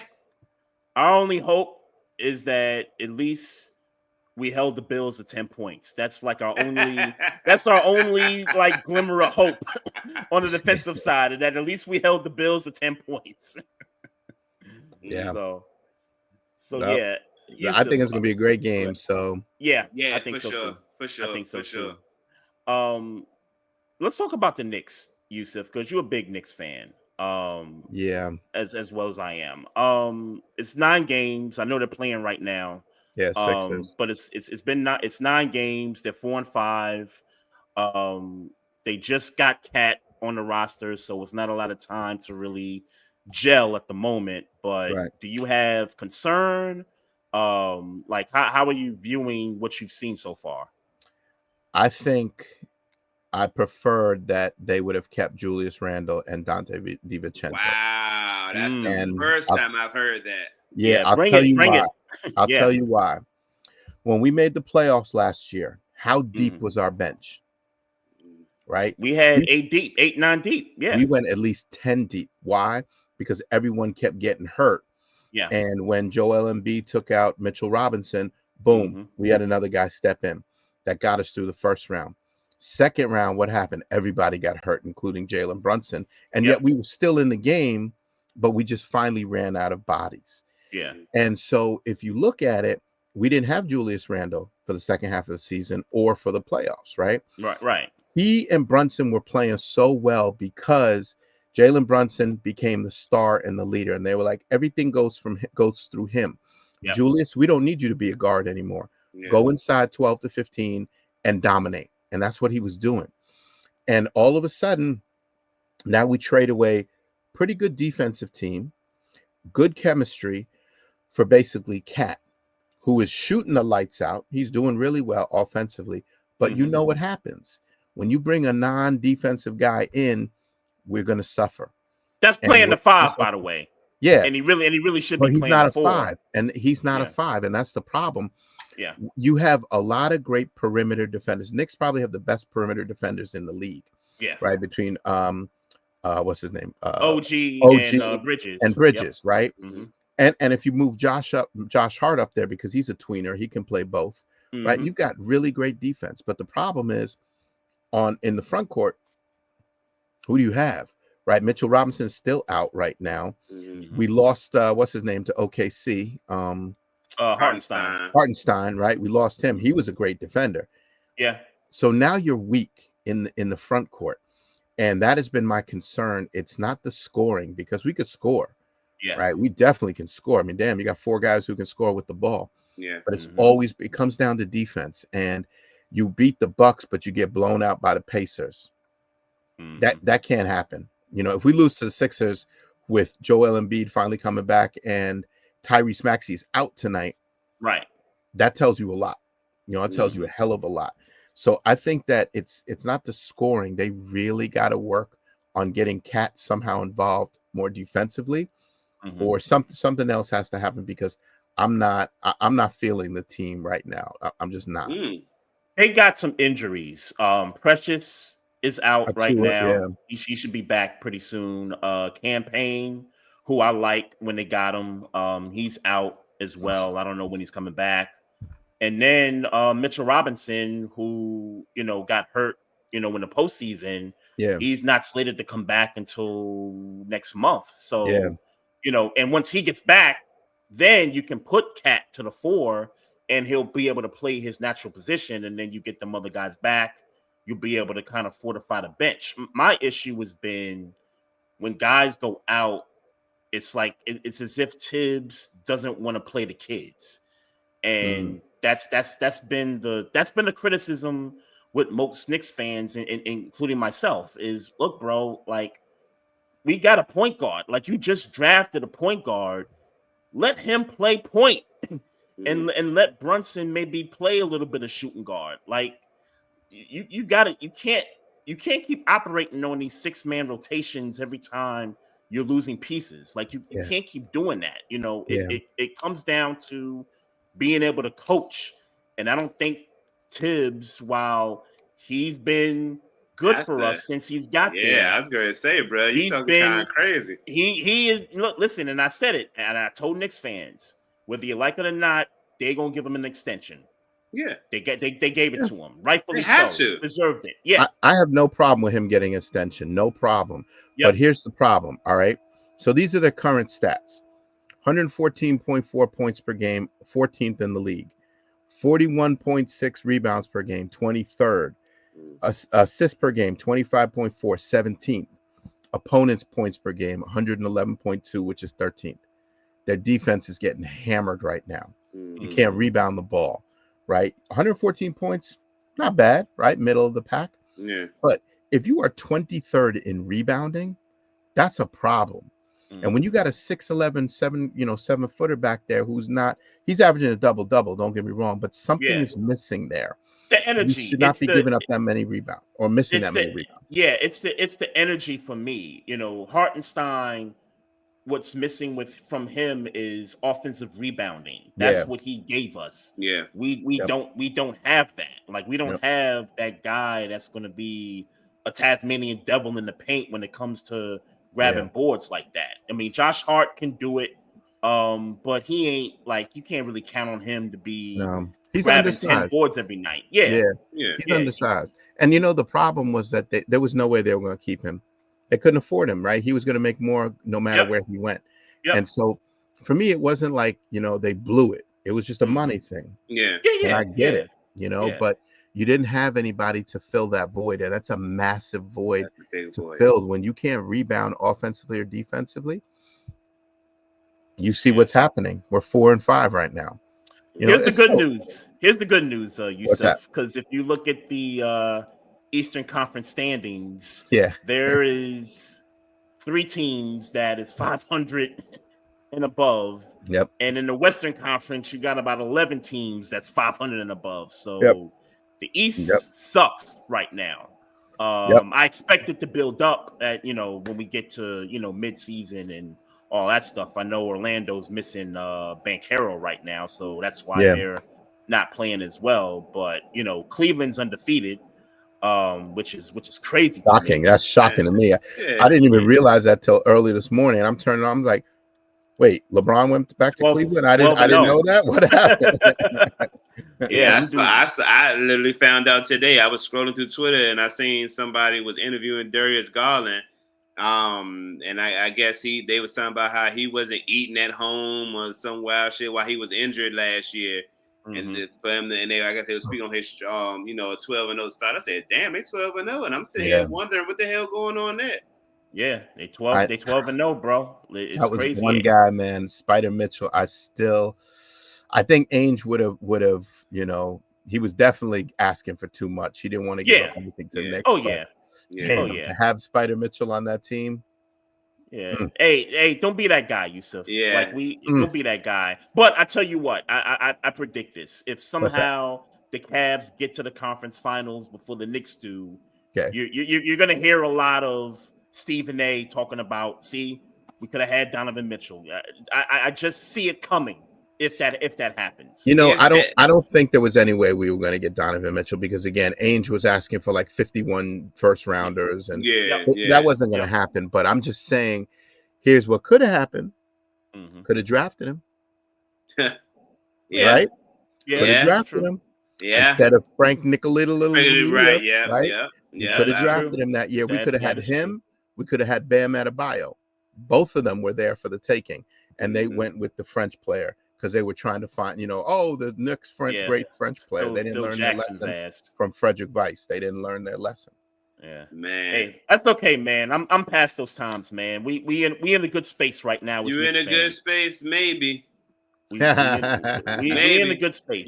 I mean, look, don't get me to talk. Y'all in a better space than the Wizards, even though we playing a little spicy right now. But I was gonna say, y'all playing had a little some spicy. good Yeah, stuff. we playing a little spicy. Yeah, we definitely playing a Yeah. little spicy. But look, y'all certainly in a better situation than we are. Yeah. Yeah, I think I one of think- the other surprises, Mhm. Golden State started off 8-1. I Yeah. mean, that's a team we didn't have in the playoffs at all. And I Like still when we was don't. doing our predictions. And I still Yeah. don't. Okay. Yeah, and that's without Clay. Yeah. Yeah, right. Yeah. Right.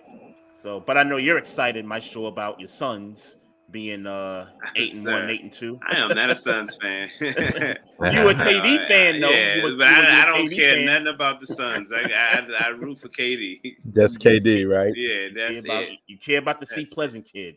That's Yeah, it. it's funny. I usually don't check NBA until like football season is almost Neither do I. over because it's so early. Yeah. But I was peeping in because I wanted to see how Kat and Jalen Brunson were going to get along. Mhm. I think it's going to take at least 20, 25 games for them to sort of for sure. mesh and gel. I mean, I think they'll be okay. Last year they had 50 wins. Hopefully they get to that level. That would be great. Yeah. But I do think they need a presence, like a defensive presence, because that's when they went on their run. Remember last year they weren't playing Josh Hart. And finally he was like, put me in the damn game. Let me do something. And that changed everything around. And then they got the OG trade in with that run. Yeah. So, it's a matter of, are they going to turn around? I think they can. But it's just frustrating to watch them at 4-5 and squander. Yeah, it's way games. too early. It's early. It's early for just way sure. too early. Like right now, I didn't realize this because again, I ain't been paying that much attention. The Bucks are like the worst team in the league right now. Yeah. And like Conference, record wise. I knew they would be. Let me tell you, man. I've written this story many, many times that to win a championship, you need Drew Holiday. Okay, and the one team they should never let him go to. Oh my God! Yes, never let him go to was the Celtics because you see what happened. Yeah, he stepped in and was like, "Don't worry, I'll play defense. I'll score 10 points, grab 10 rebounds, but you guys score. I'll take care of the rest." And he led him to a championship. Yeah. Do you think the Knicks got a chance to dethrone the Celtics in the next 2 or 3 years? I think so. Okay. I think they do. Yep. But here's the problem. If you can't rebound and they got those long guys on the perimeter, there's no help. There's no hope for it. If you got to be able to rebound, because if Jaylen Brown and what's his name? Tatum have second chances, they're going to score. They're going to score, yeah. So you got to be able to rebound. Now, like I said, Drew Holiday has been a favorite of mine since he was in college, and I've watched how he has always made teams better. Yeah. Because he does everything that other people can't. Plus, he can score. Yeah. Right. So, if they can find a way to rebound, in my opinion, I mean, look, still averaging 114 points. Yeah. That's a lot of points. That's good. Yeah. So I think they just gotta find a defensive mindset, and hopefully Tibbs can instill it in them, because if not, you're not even going to buy the Pacers again. Yeah, well, two good things. Cat under Tibbs when he was coaching the Timberwolves a few years ago, that was one of Cat's best defensive years, throughout his career. So there's a lot of hope for that. And then two, when Mitch comes back, and hopefully, I know with his history of injuries is not great, but if you could keep Mitch healthy, that answers the bulk of your issues in terms of, defense and getting offensive boards and stuff. So Yeah. that's What's what you going got to to get. interest me? I'll tell you what interests me, Trey, the most is so Mitchell Robinson comes back. Who's your starting five at that point? I was thinking that when you said it a couple of minutes ago. Yeah. Who's your starting five? Mitch at the 5, Right. Cat at the 4, OG at the 3, Bridges at the 2, and Brunson plays point. So and you put Josh Hart back to the bench. You know what I think? I think put Hart at the 3, bring OG off the bench, bring Cam off the bench, and what's his name? The other point guard, who lit it up last year. Deuce. Deuce McBride. Now you got a nice 3-man rotation off the bench, because I think Josh Hart is better as a starter than he is off the bench. And I think he proved that last year. Ooh. Yeah. Remember, the beginning of the season, he wasn't doing anything because Tibbs wouldn't let him off the damn bench. And finally, they put him in the starting role, and look what happened, right? He was able to do what he can do. But do you think that was circumstantial, though, because of the injuries? I really think that it was a combination of him and Brunson and DiVincenzo having that experience of familiarity together. And he brought a different type of attitude to the starting role. It's hard to be a 6-man. It really is, right? When you have a great 6-man, they can do so much. But if you don't, you lack a bench, it's a problem. So I think I would rather bring OG off the bench. So now I've got another perimeter defender off the bench. I've got another point guard who can score off the bench. And I've got another off 2 guard who can also play defense and score. So I would do Robinson, Cat, Hart, Bridges, and Brunson.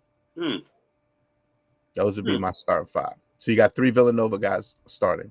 Interesting. Yeah, because I'm thinking about what they paid OG, and it's like that may be the reason they wouldn't put OG to the bench, is because of the money they're giving them. But you know what, though?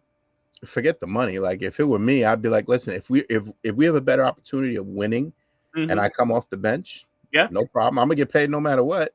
But if we're winning, that's a better opportunity for me. I'll take it. Yeah. No, I hear you. I got it. I got you. But we'll got see. you 100%. Yeah. 100%. But yeah, man, it was good having you back on, Yussuf. Yeah, Thank you, man. It was great to see you guys. I hadn't seen y'all in a while, so it's great to see you guys as well. Yes, sir. Absolutely. And I'm definitely going to see you on the internet streets, and we whooping the dog shit out the Ravens on Sunday.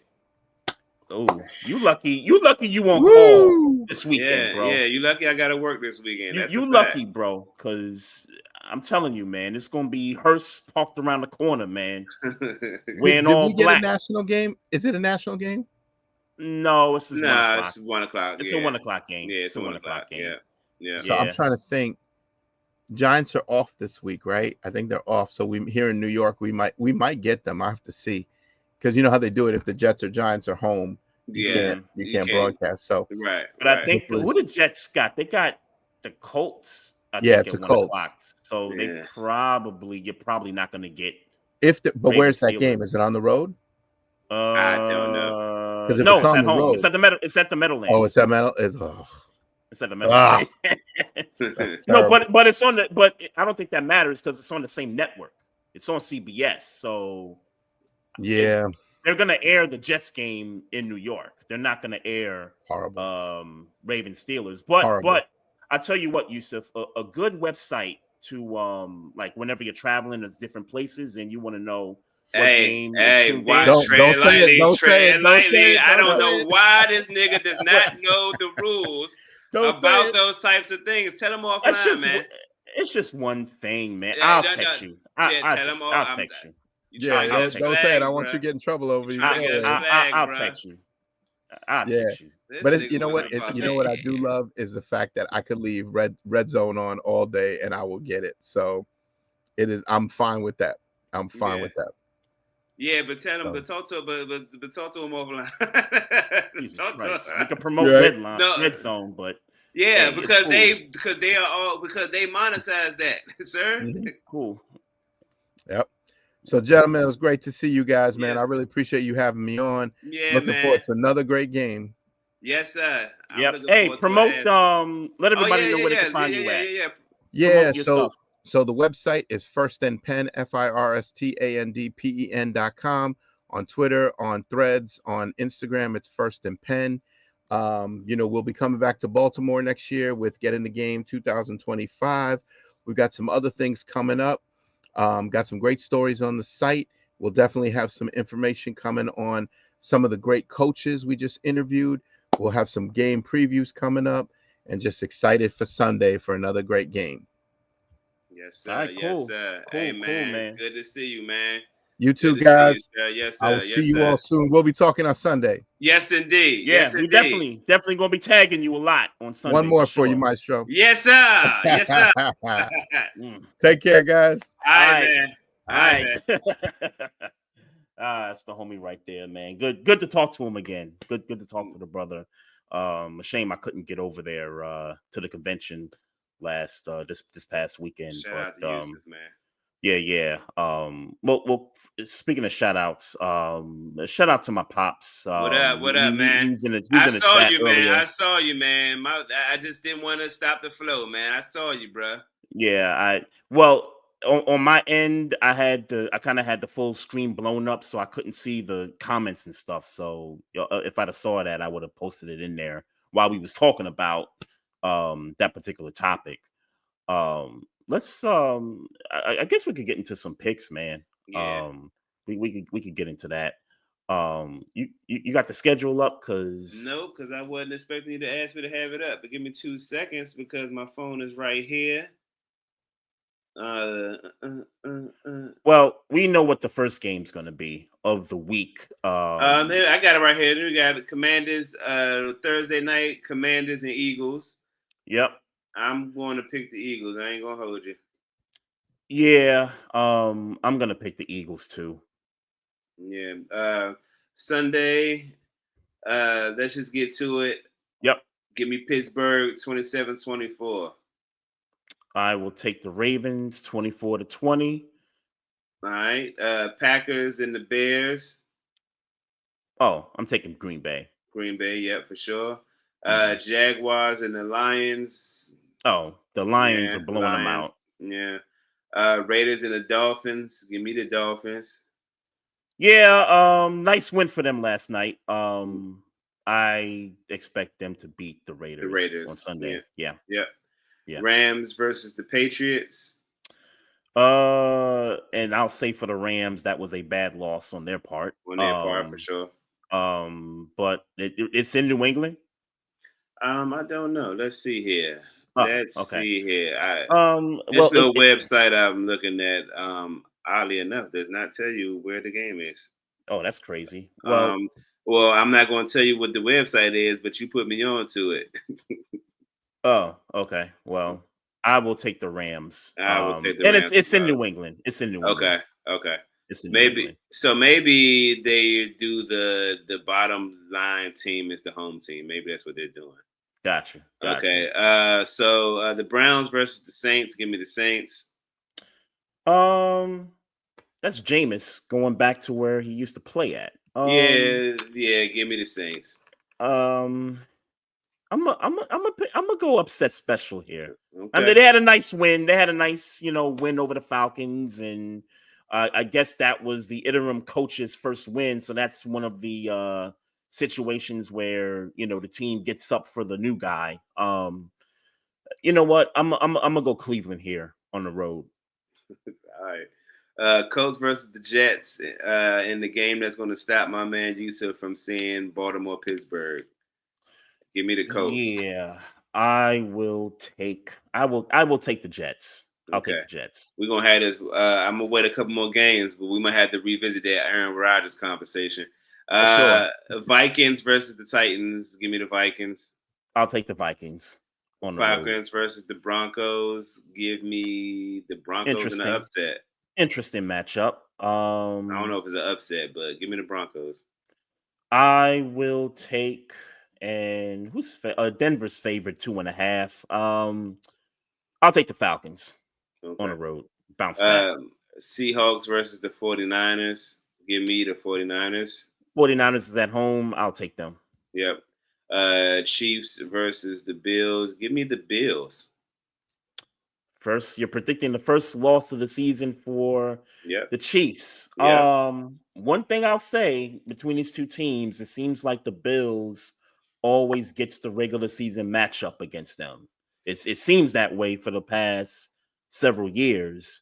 So I will stick with that trend and I will take Buffalo.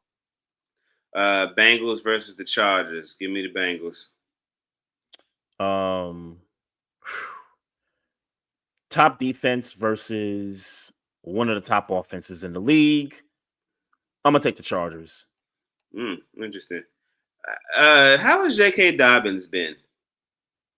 Have you heard his name in the last month and a half? Because Not since he played Pittsburgh. I sure as hell haven't heard his name. Hey. He had them two 130-yard rushing games. I haven't heard his name since he played the Steelers.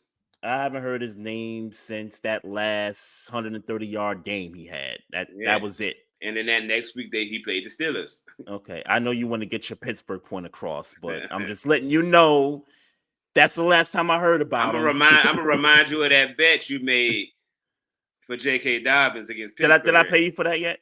No, you did not, sir. Okay. No, you did not. All right. Let me check my cash app. I need some groceries. I need some, you know what I'm saying? I want to pay some. Let me check my cash app real quick. Lastly, Monday Night Football, the Texans versus the Cowboys. We all got the Texans. I will take the Texans. Quick thought about the Texans.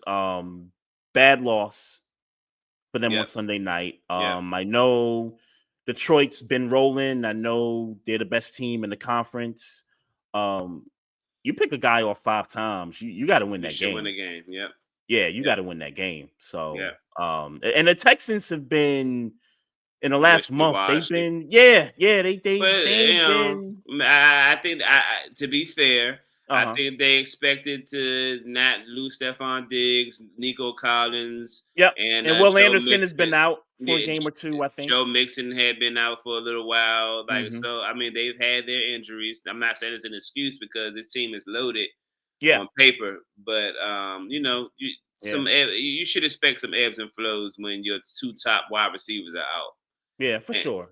And, I don't say what you want. I guess C.J. Stroud, I mean, he's having a slump. I mean, sophomore slump. That's what they're calling it online. Yeah, haven't seen a lot about him online. Numbers aren't that great though. Well, the fact that you haven't heard him says everything you need to hear. Right. Numbers aren't that great. They should have won that game though. They should have won. And I think them going for the 58-yarder before Detroit got that ball back to go, win it. I said the moment they lined up for that, I said he's gonna miss that. Yeah. And Detroit gonna win. It seemed like that's the favorite now. Like I think that's if you ask anybody in the league office, I think they tell you they want the Lions in the Super Bowl. I think that's their new machine. They're playing the most exciting football. I mean, there's no way to slice it. Not only are they winning, but they're playing exciting football. He still goes for it on 4th down. Yep. Maybe more than anybody in the league. Not even maybe. More than anybody in the league. Mm-hmm. So yeah, for sure. Again, quick shout out to the chats. Shout out to Yussuf for coming through. Quick shout out to also everybody. I see folks on I see my boy Dre Day 1985 what up? in the IG live chat. Appreciate everybody watching this on IG as well. Continue to follow us on social media, on Instagram at Barbershop Sports Talk Podcast, also on Twitter at Barbershop SPOR2. We're on Twitch. Follow us on YouTube. Subscribe to the channel as well. The Facebook page, click that like button. Let a friend know to let a friend know for sure. If you got questions, comments, hit us up on the email at barbershopsportstalk1@gmail.com. And also, write a review if you're listening on any of these audio devices, Spotify, Apple, iHeartRadio. Let us know what you think about the show. It goes a long way for sure. And finally, we got a merch store and also these hats too. We still got some on sale for sure. Still got about a few of them left in the box. So anybody want to, get themselves a hat, just DM me, Twitter, Instagram, let holla at a player for sure. If you got nothing else, man, love, peace, and happiness to everybody out there. And as always, folks, mind your damn business. Drink some water. Oh yeah, we got him. Trey, Frazier, and Maestro styles, we got one. Right back like we left something. We don't duck smoke, we want all of it.